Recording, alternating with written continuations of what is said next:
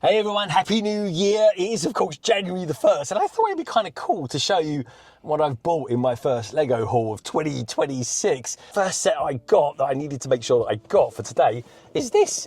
It's the new Harry Potter. Thanks for passing that over to me, by the way. My glamorous assistant over here on the left. I got this because, well, I really like Harry Potter. I think it's a really, really cool theme.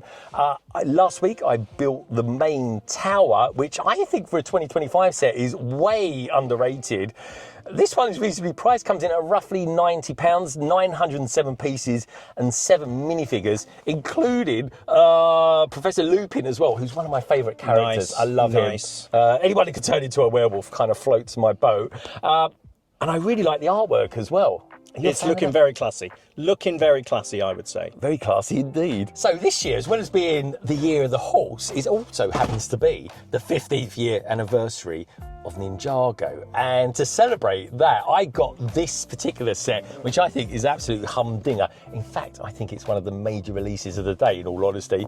It is the Four Weapons Blacksmith shop.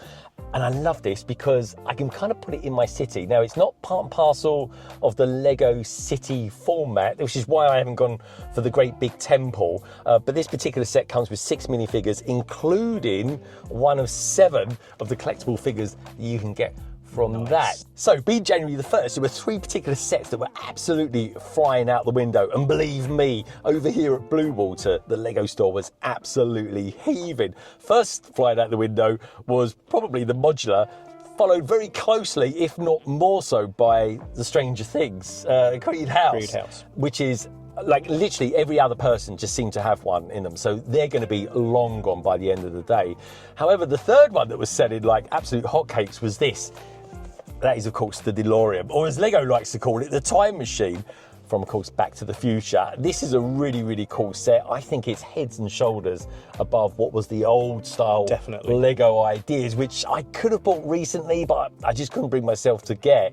And then when I heard about this coming out, especially with the 2 minifigures, you got Doc and, of course, you got Marty.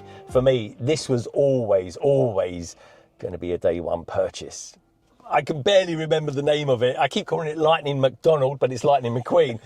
But it is, of course, Lightning McQueen. I got it because, well, I just think it's really, really different. I like it. I look at it, and it just makes me smile. So the next one I kind of mindlessly picked up was this one, Hagrid and Harry's Privet Drive Escape, which is a kind of a £12.99 set.